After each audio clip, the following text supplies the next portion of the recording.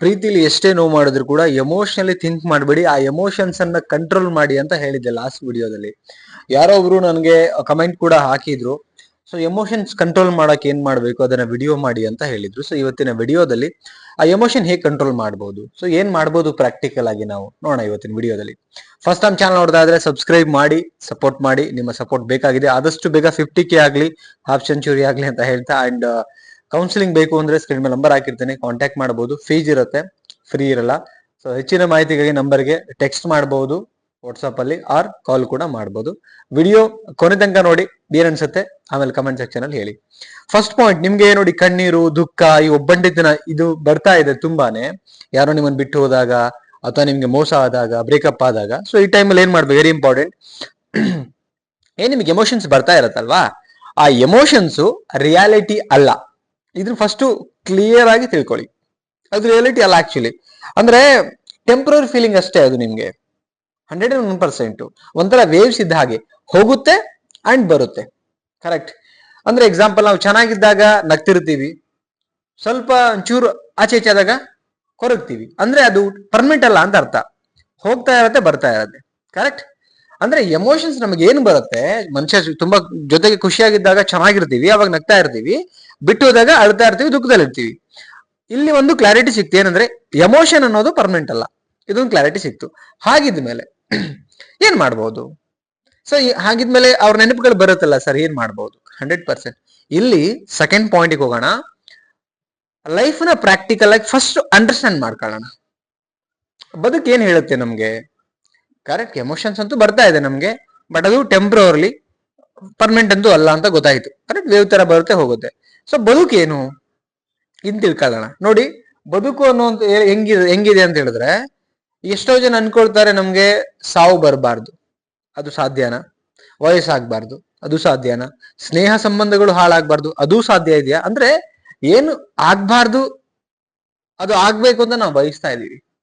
ಪ್ರಕೃತಿಯ ನಿಯಮ ಏನಿದೆ ಅಂತ ಹೇಳಿದ್ರೆ, ಪ್ರತಿ ಮನುಷ್ಯನೂ ಕೂಡ ಸಾವು ಬರಬಾರ್ದು, ವಯಸ್ಸಾಗಬಾರ್ದು, ಅಂಡ್ ಸ್ನೇಹ ಸಂಬಂಧಗಳು ಹಾಳಾಗಬಾರ್ದು ಅಂತ ನಾವು ಅನ್ಕೊಳ್ತೀವಿ. ಬಟ್ ಜಗದ ನಿಯಮ ಹಾಗಿಲ್ಲ. ಇದನ್ನ ಫಸ್ಟ್ ಕ್ಲಿಯರ್ ಆಗಿ ಅರ್ಥ ಮಾಡ್ಕೋಬೇಕು. ಬೇಸಿಕ್ ರೂಟ್ ಇದೆ ಆಕ್ಚುಲಿ.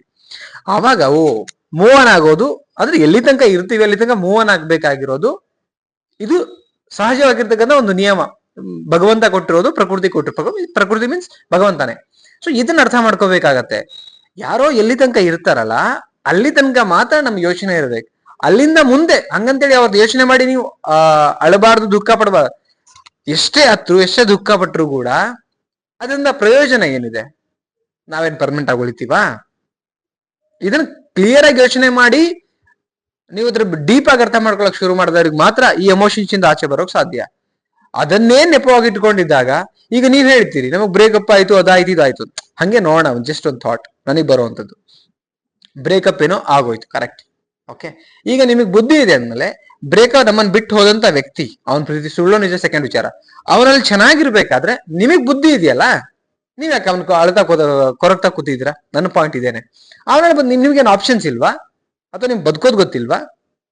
ನಾನು ಹೇಳ್ತಿರೋದು, ನೀವು ಬುದ್ಧಿವಂತರಾಗಿ ಬದುಕಿ. ಎಮೋಷನಲಿ ಭಾವನೆಗಳು ಹಾಕಿ ವಿಚಾರ ಮಾಡೋದನ್ನ ಬಿಟ್ಟು ಪ್ರಾಕ್ಟಿಕಲ್ ಆಗಿ ಯೋಚನೆ ಮಾಡಿ. ಅವ್ನು ಚೆನ್ನಾಗಿದೆ, ನಾನು ಚೆನ್ನಾಗಿರ್ಬೇಕು, ನಾನು ಯಾಕಂದ್ರೆ ಲೈಫ್ ಹಾಳು ಮಾಡ್ಕೋಬೇಕು? ಇರೋದೊಂದು ಲೈಫು, ಸತ್ತೋಗ್ಬಿಟ್ರೆ ಮುಗಿದೋಯ್ತು. ಯಾರಿಗೋಸ್ಕರ ನಾವು ಅಳ್ತಿದೀವೋ ಅವರೇ ನಮ್ ಬಗ್ಗೆ ತಲೆ ಕೆಡಿಸ್ಕೊಳ್ತಿಲ್ಲ ಅಂದ್ಮೇಲೆ ನಾವೇನ್ ಮಾಡ್ಬೇಕು? ಪ್ರಾಕ್ಟಿಕಲ್ ಆಗಿ ಥಿಂಕ್ ಮಾಡ್ಬೇಕು. Yes or no? ಸೊ ಇದು ಆಕ್ಚುಲಿ ಇರ್ಬೇಕಾಗಿರೋದು. ನೆಕ್ಸ್ಟ್, ಎಮೋಷನ್ ಬಂದ ತಕ್ಷಣ ಎಷ್ಟೋ ಜನ ರಿಯಾಕ್ಟ್ ಮಾಡ್ಬಿಡ್ತಾರೆ. ಕೋಪದಲ್ಲಿ ಕೈ ಕುಕ್ಕೊಳ್ಳೋದು ಅಥವಾ ಊಟ ಬಿಟ್ಬಿಡೋದು, ಇದೆಲ್ಲ ಮಾಡೋದ್ರಿಂದ ಏನಾಗುತ್ತೆ, ನಿಮ್ಮ ಬದುಕೆ ಹಾಳಾಗತ್ತೆ ವಿನಃ ಇನ್ ಯಾರ ಬದುಕು ಹಾಳಾಗಲ್ಲ. ನೀವು ಇನ್ನೊಬ್ರಿಗೆ ಬ್ಲೇಮ್ ಮಾಡಬೇಡಿ. ಅವನಿಂದ ನನ್ನ ಲೈಫ್ ಹಾಳು, ಯಾರಿಂದ ಅಲ್ಲ. ನಿಮಗೆ ಅವ್ನ ಟೈಮ್ ಪಾಸಿಗೆ ಬಂದು ಯೂಸ್ ಮಾಡ್ಕೊಂಡು ಸೆಕೆಂಡ್ ವಿಚಾರ, ನಿಮ್ ಬುದ್ಧಿಗೆ ಏನಾಗಿದೆ? ಕರೆಕ್ಟ್. ಒಳ್ಳೆಯವ್ರೆ ಅಂತ ನಂಬಿದ್ರಿ, ಆದ್ರೆ ಈಗ ಕೆಟ್ಟವ್ರಂತ ಅವ್ರು ಗೊತ್ತಾದ್ಮೇಲೆ ನೀವು ಸರಿ ಹೋಗಿಯಲ್ಲ, ಇನ್ನೊಬ್ರಿಗೆ ಯಾಕೆ ನೀವು ಬ್ಲೇಮ್ ಮಾಡ್ತಾ ಕೂತಿದ್ದೀರಾ? ಇಲ್ಲಿ ನಿಮಗ್ ಬುದ್ಧಿ ಇದೆ ತಾನೇ? ಈಗ ಅನ್ನ ಚೆನ್ನಾಗಿದೆ ಅಂತ ತಿಂತಾ ಇದೀವಿ, ಹಳ್ಸೋಗಿದೆ ಅಂತ ಗೊತ್ತಾದ್ಮೇಲೆ ಚೆಲ್ಲಿ.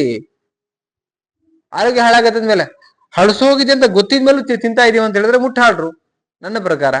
ಸೊ ಆಸ್ ಯೂಶುವಲ್ ಅದೇ ಹೇಳ್ತಿರೋದು. ಇಲ್ಲಿ ಎಮೋಷನ್ಸ್ ಕಂಟ್ರೋಲ್ ಮಾಡ್ಬೇಕಂದ್ರೆ ರಿಯಾಲಿಟಿ ಒಪ್ಕೊಳ್ಳಿ. ಪ್ರೆಸೆಂಟ್ ಅಲ್ಲಿ, ವಾಸ್ತವತೆನಲ್ಲಿ ಏನ್ ನಡೀತಾ ಇದೆ, ಅಂಡ್ ನಾನು ಎಷ್ಟು ವರ್ಷ ಬದುಕಬಹುದು ಗೊತ್ತು, we don't know next minute ಏನಾಗತ್ತೆ ಗೊತ್ತಿಲ್ಲ ಅಂದ್ಮೇಲೆ ಈ ಕ್ಷಣಕ್ಕಾರು ಖುಷಿಯಾಗಿ ಬದುಕೋಣ. ಯಾರಿಗೋಸ್ಕರ ಬದುಕೋಣ? ನಮಗೋಸ್ಕರ. ಬಿಕಾಸ್ ನಿನ್ನೆ ರಾತ್ರಿ ಮಲಗ್ದವ್ರು ಇಲ್ಲಿ ಎದ್ದಿಲ್ಲ. ಎಷ್ಟೋ ಜನಗಳಿಗೆ ಅಂಗವೈಕಲ್ಯಗಳಿದೆ, ಅಂತವ್ರಲ್ಲಿ ಭಗವಂತ ನಂಗೆ ಕರೆಕ್ಟ್ ಆಗಿ ಇಟ್ಟಿದ್ದಾನಂದ್ಮೇಲೆ ನಾವು ಬಿಟ್ಟೋದ್ರು ಅಂತ ಆಡ್ಬೇಕಾ, ಭಗವಂತ ನಮಗೆಲ್ಲ ಆರೋಗ್ಯವಾಗಿ ಇಟ್ಟಿದೆ ಅಂತ ಖುಷಿ ಪಡ್ಬೇಕಾ? ನಮ್ ಜೀವನ ನೋಡಿದ್ರೆ ಇನ್ಯಾವುದೋ ಜೀವನ ಕೊರಗಲ್ಲಿ ಪಾಪ ನಮ್ಕಿನ 10 ಪಟ್ಟು ಕಷ್ಟದಲ್ಲಿ ಒದ್ದಾಡ್ತಿದ್ದಾರೆ, ಅವ್ರು ನೋಡಿದಾಗ ಎಷ್ಟೋ ಬೆಟರ್ ಇದೀವಿ. ಸೊ ಈ ವಾಸ್ತವತೆಯನ್ನು ಅರ್ಥ ಮಾಡ್ಕೊಂಡಾಗ ಮಾತ್ರ ಎಮೋಷನ್ಸ್ ಇಂದ ಆಚೆ ತೆಗೆದು ಪ್ರಾಕ್ಟಿಕಲ್ ಆಗಿ ಯೋಚನೆ ಮಾಡಿ ಲೈಫ್ ಅಲ್ಲಿ ಮುಂದೆ ಮೂವ್ ಆಗ್ಬಹುದು. ಓಕೆ, ನೆಕ್ಸ್ಟ್ ಎಮೋಷನ್ಸ್ ನಿಮಗೆ ಕಂಟ್ರೋಲ್ ಆಗಿಲ್ಲ ಸಡನ್ಲಿ ಅಂತ ಹೇಳಿದ್ರೆ ನೆಕ್ಸ್ಟ್ ಏನ್ ಮಾಡ್ಬೋದು ಅಂದ್ರೆ ಪ್ಲೇಸ್ ಚೇಂಜ್ ಮಾಡಿ, ನಿಮ್ಮ ಹಾಬೀಸ್ ಚೇಂಜ್ ಮಾಡಿ. ಪ್ಲೇಸ್ ಚೇಂಜ್ ಮಾಡಿದಾಗ ಈಗ ಒಂದೇ ಹತ್ರ ಕೂತಾಗ ನಿಮ್ಗೆ ಲೈಕ್ ಅದೇ ಫೀಲ್ ಆಗ್ತದೆ, ಬಿಕಾಸ್ ನೆಗೆಟಿವ್ ಇನ್ನರ್ ಹೋಗ್ತಾ ಇರತ್ತೆ. ನಿಮ್ಗೆ ಹೊಸ ಪ್ಲೇಸ್ ಬಂದಾಗ ಬೇರೆ ಬೇರೆ ಬೇರೆ ಅಬ್ಸರ್ವೇಷನ್ ಸಿಗುತ್ತೆ, ಹೊಸ ಒಂದು ಪ್ರಪಂಚ ನೋಡ್ತೀರಿ, ಮೈಂಡಿಗೆಲ್ಲ ಪಾಸಿಟಿವ್ ಹೋಗುತ್ತೆ. ಫೋನ್ ಅನ್ನು ಜಾಸ್ತಿ ಯೂಸ್ ಮಾಡಬೇಡಿ, ಯಾವ್ದು ಕಾಡತ್ತೆ ಡಿಸ್ಟರ್ಬ್ ಮಾಡೋದನ್ನ ದೂರ ಮಾಡಿ, ಹೊಸ ಫ್ರೆಂಡ್ ಸರ್ಕಲ್ ಮಾಡ್ಕೊಳ್ಳಿ. ಸ್ವಲ್ಪ ದಿನ ರೂಢಿ ಆಗೋ ತನಕ ನೀವು ನಿರಂತರವಾಗಿ ಎಫರ್ಟ್ ಹಾಕಿ ಪ್ರಾಕ್ಟಿಕಲ್ ಲೈಫಿಗೆ ಬರಕ್ಕೆ ಆಗತ್ತೆ. ಪಾಸಿಬಿಲಿಟಿ ಇದೆ ನೀವು ಪ್ರಾಕ್ಟಿಕಲ್ ಲೈಫಿಗೆ ಬರ್ಲಿಕ್ಕೆ, ಎಮೋಷನ್ ಇಂದ ಆಚೆ ಬರ್ತೀರಾ, ಅದನ್ನ ಪ್ರಯತ್ನ ಕಂಟಿನ್ಯೂಟಿ ಇರಬೇಕು. 100% ಪಾಸಿಬಿಲಿಟಿ ಇದೆ. ಇಷ್ಟೇ ಮಾಡಿ ಸಾಕು, ಇನ್ನೇನು ಬೇಡ, ಎಮೋಷನ್ ಡೆಫಿನೆಟ್ಲಿ ಕಂಟ್ರೋಲ್ ಆಗುತ್ತೆ. ಓಕೆ, ವಿಡಿಯೋ ನೋಡಿದ್ರಲ್ಲ, ಕಮೆಂಟ್ ಸೆಕ್ಷನ್ ಹೋಗ್ಬಿಟ್ಟು ಕಮೆಂಟ್ ಮಾಡಿ, ಏನ್ ಅನಿಸ್ತು ಅಂತ ಲೈಕ್ ಮಾಡಿ, ಅಂಡ್ ಇಷ್ಟ ಆದ್ರೆ ಎಲ್ರಿಗೂ ಶೇರ್ ಮಾಡಿ ದಯವಿಟ್ಟು. ಈ ಒಂದು ವಿಚಾರ ರೀಚ್ ಆಗಲಿ. ಎಷ್ಟೋ ಜನ ಬಹಳ ಕಂಜೂಸ್ ಇದ್ದೀರಾ, ಶೇರ್ ಮಾಡಲ್ಲ ವಿಡಿಯೋನ. ಶೇರ್ ಮಾಡಿ, ಸ್ಟೇಟಸ್ಗೆ ಹಾಕಿ, ಗ್ರೂಪ್ಗಳಿಗೆ ಶೇರ್ ಮಾಡಿ, 4 ಜನ ರೀಚ್ ಮಾಡಿ. ನನ್ನ ವ್ಯೂಸ್ಗೋಸ್ಕರ ಅಂತ ಹೇಳ್ತಿಲ್ಲ ನನಗೆ. ಓಕೆ, ಸೊ ಅದು ನನ್ನ ಸ್ವಾರ್ಥ ಇರ್ಬೋದಿಲ್ಲ, ಬಟ್ ನನ್ನ ವಿಚಾರ ಜಾಸ್ತಿ ರೀಚ್ ಮಾಡ್ಬೇಕು ಅನ್ನೋದೇ ನನ್ನ ಇಂಟೆನ್ಷನ್ ಮೇಜರ್ ಬಂದು. ಓಕೆ, ಅಂಡ್ ಕೌನ್ಸಿಲಿಂಗ್ ಬೇಕಾ, ಸ್ಕ್ರೀನ್ ನಂಬರ್ ಹಾಕಿರ್ತೀನಿ, ಕಾಂಟ್ಯಾಕ್ಟ್ ಮಾಡಿ, ಸಬ್ಸ್ಕ್ರೈಬ್ ಮಾಡಿ, ಮತ್ತೊಂದು ಟಾಪಿಕ್ ಅಲ್ಲಿ ಸಿಗೋಣ. Thank you so much, bye.